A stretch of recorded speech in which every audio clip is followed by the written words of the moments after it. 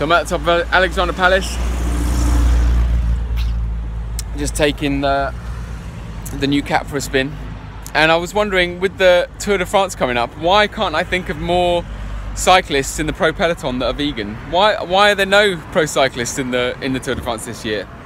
I'm sure there is one. You'll put it down in the comments below, but I can't think of one. And you know, it just makes me wonder, because when science backs that a vegan diet is going to give you more of what your body needs without the negatives, it's for a mere mortal like you or I, it's going to give us our highest possible blood volume. It's going to be able to help us recover faster. We're going to be able to lose weight and gain power at the same time. When the pros are obsessed with marginal gains, why wouldn't they be eating a vegan diet when that probably would seem like an advantage? Is it outdated nutritional advice? Is it marketing? Is it, you know, that these pro cyclists are being paid by a company, and the trend at the moment seems to be that low carb, you know, seems to be that you eat bacon and eggs, that you eat steaks, when for yeah, a mere mortal like you or I, eating bacon and eggs, eating like the pros eat, we would, you know, that's going to decrease our blood volume. It's anti-doping. It would make me fat. Why would I want to be increasing my weight if I'm trying to get faster on the bike? I don't understand. And so then that brings me on to my next thought, that, you know, rice and potatoes is never going to be able to compete with the power of EPO. It's never going to be able to compete with the context of a pro cyclist. The context a pro cyclist has to be within whilst their career is full gas.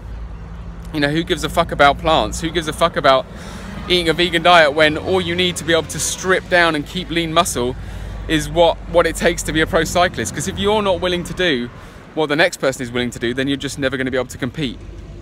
And so, you know, EPO just blows out of the water what rice and potatoes is going to be able to do. for a mere mortal like you or I, you know, eating plants, rice and potatoes is going to give us our best possible chance of reaching our fitness potential. It's going to give us our highest blood volume. It's going to help us recover faster, and science backs it. But, you know, for a pro, the context is so far off into space that, you know, it's just, who gives a fuck about plants? You know, that's why more pros aren't vegan, because you don't need what a vegan diet can do for you when you're a pro. But for me, you know, my goal is to lose weight and gain power at the same time, and to do that full natty, a vegan diet is the best way to do that. But for a pro, you just don't need to. But I guess, you know, maybe one day when the marketing switches, when a vegan diet becomes something, when the dollar moves to the vegan diet, it becomes something that's marketable, then I'm sure there'll be pros that are still doing whatever it takes to reach the top. But, you know, they'll also be pushing a vegan diet at the same time, or whatever product there is that a company wants to push. You know, you look at pros, and time after time, you see it's so difficult for them once their career is over, once they've left the context of being a pro cyclist, what it takes to be at the top.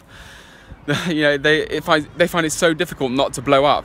Just look at Bradley Wiggins. Just look at Lance Armstrong. Most every pro athlete that was at the very top, after they've left the extreme conditions that they've been put under, that they put their body under throughout their career, they blow up. They go back to a normal standard diet, and they just become, you know, they get that dad bod.